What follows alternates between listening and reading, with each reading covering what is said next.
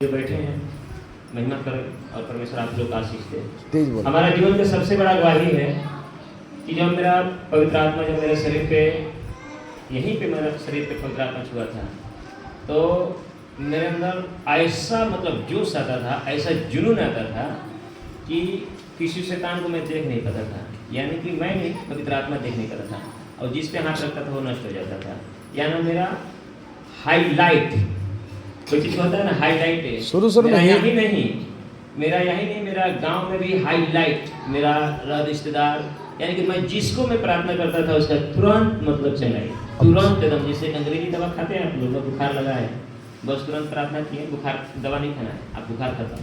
पैर में दर्द है प्रार्थना किए पैर में दर्द। वही तरीका से चर्च के भी लोग इनकर के बड़ाई कर लगे कि भैया तू प्रार्थना करो तो बड़ा फड़ाक फड़ाक। सबसे बड़ा दिक्कत कब से आया कि एक मेरे रिश्तेदार में फैलते गया और मेरा ही रिश्तेदार के थ्रू है और अपना नहीं है, मेरा चाची के वो चाची मेरा है जो उसकी भाई की मतलब हो जाएगी जो भी नहीं शादी में, तो उसके शरीर पे देवी रहती है, मैं उसको नहीं जान पाया और वो मुझसे सारा बात पूछने लगी भविष्य के।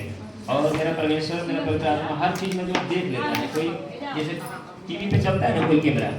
वैसे मैं किसी को आगे पीछे को मैं भविष्य को देख लेता हूँ, उसकी सारी खानदानों को देख लूँगा, उसको क्या खाया पिया है, उसका घर में क्या बना, उसका औरत किससे बोलती है, किससे लड़की किससे बात करती है, वो सारे कुछ मैं देख लेता हूँ। यानी परमेश्वर देखता है, मैं नहीं। ये मैं अपने ऊपर जो घमंड किया ये सब शैतान जो मुझे घमंड करवाया, धीरे धीरे इनका घमंड मेरे शरीर में घमंड उत्पन्न होने लगा जैसे लूसीफर के कि मैं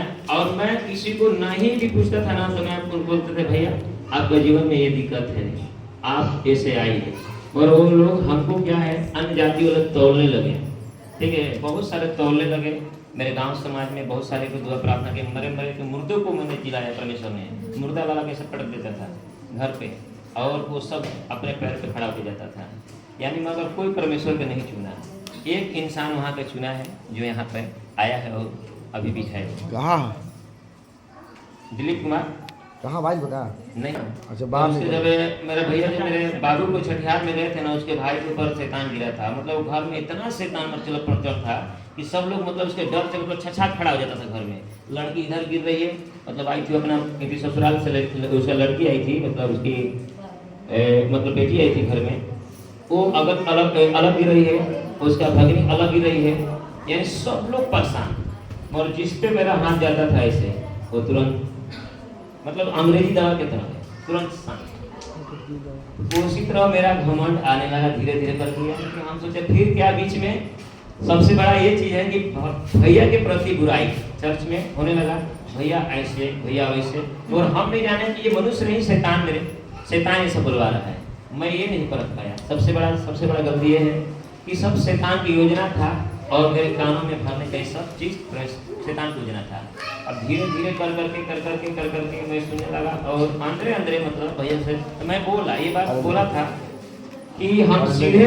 भैया से बात करेंगे सब चीज़ पे, ये जितना भी मुद्दा है सारी चीज़ पे बात करेंगे कि भैया ऐसा आखिर क्यों कर रहे हैं, आखिर इसका क्या था। हम वचन से फिर बात करने लगे थे क्योंकि हम बोले कि परमेश्वर का वचन मेरे अंदर है,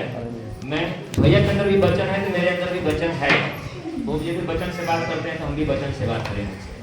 और हम वचन से बात करने लगे, बात करते समझाते गए मगर समझ गए, मगर हम फिर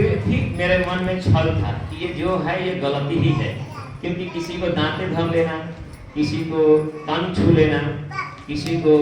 मतलब गलत जगह पे हाथ डाल देना, या हम भी सोचे कि अपने अंदर में ये सोचे मेरा ही तो स्वर्गदूत वही है जो भैया के वो मेरा है।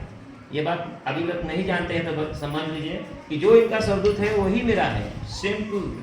कि जो इनका है वो मैं हूँ, जो मैं हूँ वह है। और मैं अपने अंदर घमंड किया कि मैं तो किसी को गलत जगह हाथ नहीं डालता हूँ, ना दांतें काटता हूँ, ना किसी जगह उंगली डालता हूँ किसी को,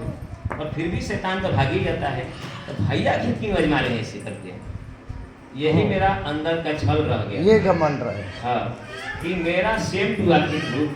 आखिर वो क्यों ऐसे कर रहे हैं और मैं क्यों नहीं ऐसे कर रहा हूँ, मेरा हाथ क्यों नहीं जा रहा है गलत जगह पे। बस यही मेरा घमंड था। और जो मैं टाइम पे प्रार्थना किया था सबसे बड़ा वही मेरा मतलब मेरा गिरने का मतलब मकसद यही था कि उसका देवी जो है मैं उसको समझाने लगा पूरे परमेश्वर में लाने के लिए, हालेलुया और धीरे धीरे करके उसको मैं पूरा चीज़ को बता दिया, उसका पति का एक्सीडेंट हुआ था, किस तरह से हुआ था, वो सारा चीज़ बता दिया। वो चीज़ बताने के बाद उसका काली जो है झड़क गई, और मैं 12 बजे रात में मैं जब सोया था तो मेरे शरीर में थोड़ा सा बेचैनी था क्या, और मेरा जो हाथ में जो परमेश्वर दिया है, देखिए ये हाथ में आग दिया था, जला देने की ताकत रखता है परमेश्वर में, और इसमें चंगाई का हाथ दिया था, किसी बीमार के ऊपर हाथ रख देते चंगाई। सब शक्ति खींच ललस्कार और जब शक्ति जब मेरा खिंचाने लगा ना, तो मेरा कैसा होने लगा, मेरा हाथ जो है ना खुजवाने लगा, ऐसे खुजवाने लगा, तो खचा खचा खचा खचा दम, जिससे लग रहा है कि मेरा हाथ भारी हो रहा है, दोनों हाथ है। मगर हम सोचे कि क्या हो रहा है, मेरे शरीर में कुछ नहीं है, हाथ में क्यों मेरा मेरे हाथ में इतना खुजली कौन मैं कभी नहीं देखा था, मैं उसी दिन जब 12 बजे रात में, तो मैं क्या किया, हटते उठा और परमेश्वर में लहू दोनों हाथ में लगाया, अब मैं सीधे अपना वचन को घोषणा करने लगा, एकदम छिला छिला के 12 एक वचन को घोषणा करने लगा तो मेरा हाथ के सामर्थ्य रुक गया।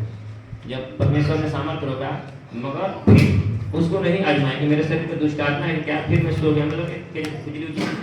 टाइम है ये होता होगा, मैं फिर भी उस पर ध्यान नहीं दिया। लास्ट में 5-6 खड़ा मामला जो है साथ में लेके वो मेरे ऊपर अटैक कर मेरा के भी बहुत आ गए। पास मैंने कॉल किया,